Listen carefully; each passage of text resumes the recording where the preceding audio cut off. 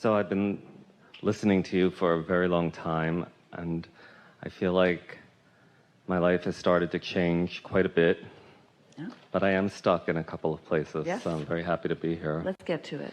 I've heard you say, if there's something you care about and you want it to happen, you have to almost stop thinking about it. You have to let go and stop caring. Well, if you're thinking about it not being there, then the more you think about it, the more you hold it off.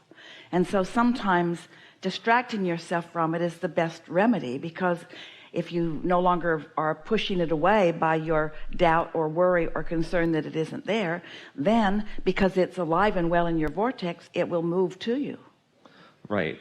It's lots of fun. Once you get on the wavelength of it, then we encourage you to think about it. But it's very wise of you to know, if your thoughts about it feel like tension, then stop thinking about it. If your thoughts about it feel lovely, like something that feels good, then continue your thoughts about it. You just have to know whether your thought is causing more resistance or whether your thought is causing more allowance. Right. So I can do that for a bit, but if it's a really big desire and want, for example, work and money, it's interesting, and you're isn't in it? lack of it, right? So we understand what you're getting at. We'll walk through some things to show you what to do, because everyone can relate to some degree. But we just want to say before we do that, that your inner being doesn't distinguish bigger as less likely. In fact, the bigger a desire is, the more likely it is, because the more momentum you've put on it, the more contrast you've lived, and the more momentum you put there. So it really is, contrary to what feels obvious to humans, it's easier to create big things than small things, because there's more momentum going. But it is essential that on the big things you find a way to release your resistance about them. And just the fact that it feels like, oh, I've got this really big, really important, hardly possible thing that I really want, you get what we're talking about. yes. Okay. Moving right along to the next question. I've been holding off on pursuing a relationship. Before you go there, so you said you were stuck. Yes.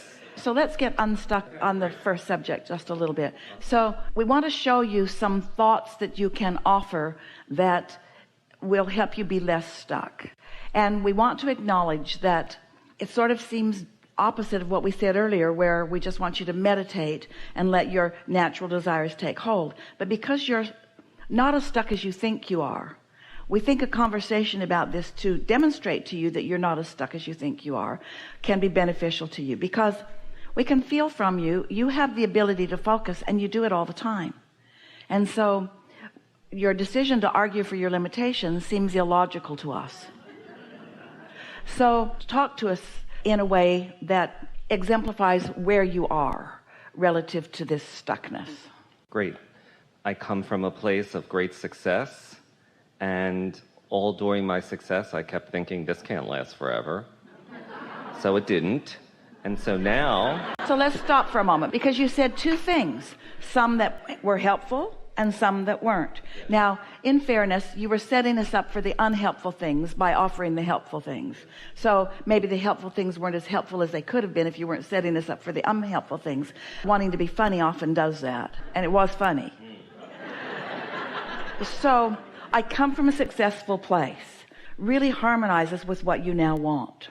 But in that, there's that, but the success didn't last. But you come from a successful place. So were you in a successful place before you came to that successful place? Probably, yes. Yes. Or were you unsuccessful and then became successful and then became unsuccessful? I was starting out. I became successful. But before you started out, where were you? Were you successful? You didn't start out successful. You started out with nothing. This is true. So I was unsuccessful and then I was successful. So that could be enough of the story, unless you want to demonstrate the ebb and flow. I was unsuccessful, which made me want success. And I focused upon success, and then I accomplished it. But I worried about it lasting, and so it didn't. Isn't your life just following your thoughts? And don't you have the ability to think thoughts that you want your life to follow? Right. So now I was unsuccessful, and then I was successful. But then I worried about that, and now I'm unsuccessful. But I want to be successful, and so I will again. But then I'll probably lose it again. But then I'll get successful again. But then you are influencing the cells in your body. You are influencing so much around you. You certainly can influence this through your thoughts. And if you offer enough thoughts that they morph into words, and the words feel good while you speak them, and you're not trying to entertain the world, but you're trying to align with what you really want, universal forces will assist you in the success that you're asking for. It has to be that way. Right. So I have nothing in my heart but love for you, and I'm sitting in front of infinite intelligence, and I'm sitting here and saying, I'm hearing two things. I'm hearing your thoughts will influence what happens, but don't think about it too much. But when we say don't think about that, you've picked up the stick called my financial success. And you can lean toward the success, or you can lean toward the not success. And we're saying to you that we can feel that you have the acuity, the ability to focus, that you can choose between those two. Now, if you don't think that's true, then meditate. Meditate anyway. Every day. I meditate every day. But don't you think that you have the ability to tell the story the way you want it to be? And so what keeps you from doing that? This is a big question.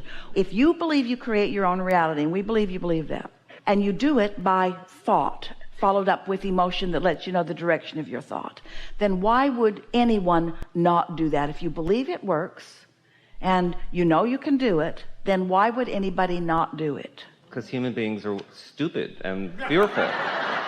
I mean, I'm being honest and serious. I mean, we would tell that story in a different way. While we agree wholeheartedly with everything you said, we would tell it in a different way.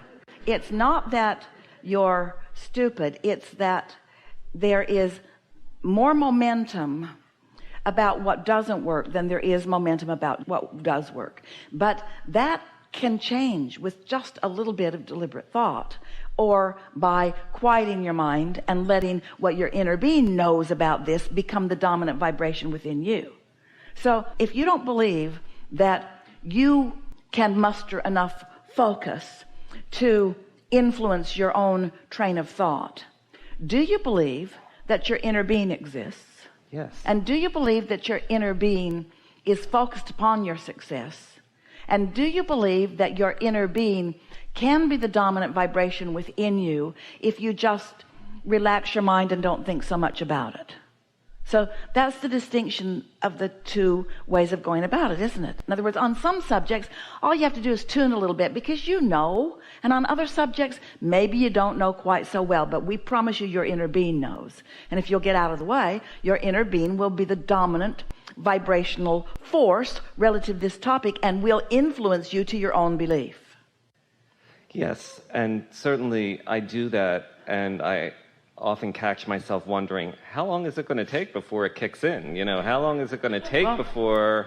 That's a doubtful thought. That's why Yes. meditation works better. That's what we said about listening to the air conditioner. You're not judging it. You're not evaluating its appropriateness. It's just sound in the room that's consistent. And so it gives you something to focus upon. But if you were wondering, will it stay on long enough for my meditation? Is it going to cut out on me before? You don't have to introduce resistant thoughts. But you're saying, but I'm likely to do it because that's what I do. Well, you're less likely to do it now that we've had this reasoning conversation. Right. Okay. Everything will follow your lead. Everything is following your lead. What you think and what you feel and what's manifesting all match. And that's because it's all following your lead. So you have two choices. You can lead it differently. You can lead it differently with your human conscious stupid mind. We're just throwing that in. You can lead with your human conscious mind, or you can get that out of the way every now and again and let your brilliant inner being lead, who knows what you want, who knows who you are, who knows where you are in relationship to what you want, and who will lead. So what you want to say is, okay, you lead and then I'll lead, and if I'm not doing it, then you can lead and then I'll lead. But everybody's moving toward the same thing, yes? Toward things unfolding. There's some things about you that we want to say to you that you might consciously realize and you might not. Somewhere along your path, you picked up this very strong, we can feel it in you, not only in the room, although it is in the room, but we're getting it from you in a strong way. And that is, you want to be the one who figures it out and does it. And it doesn't matter how you got that way. Maybe somebody held you to account early in your life and didn't let you get away with anything. Maybe something like that went on, but you have this sort of determination that you're going to do it. But in that is an unwillingness to relax and allow the well-being of the universe and your inner being and all of that to assist you. If we were to take that thing that we can feel within you to an extreme, it'd be like you'd go out to the parking lot and you'd get in your car, but first you'd lift the hood and you'd get under and you'd try to be some of the engine. I need to help this engine do its thing. I need to be part of the computers or the belts or something.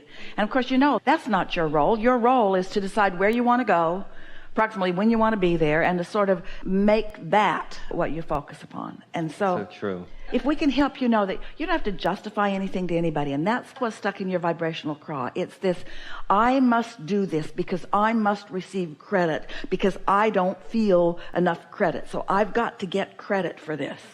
And there's something that kind of unhappy about turning it over to your brilliant inner being. Most of you have learned to pay a price for your gain.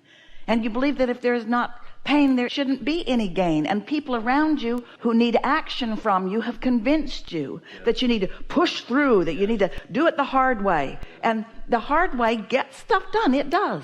But it doesn't get the big stuff done. And it isn't the way you intended to do it. And it's not the realization that you came to live and breathe and teach. That's perfect. Thank you. We have enjoyed the interaction with you, specifically with you. The vibrational place that you brought to this room was wonderful at the beginning and even more wonderful now. Lots of shifting, lots of understanding, lots of clarity, and lots of influence, not just from our words to you, not just from our vibration interpreted by Esther into words for you, but your relationship with your own inner being and your softening of resistance and your allowing of vibration to rise, which allowed the clarity that you felt, and you know what we're talking about. So there's really nothing serious going on. You are creators here to create.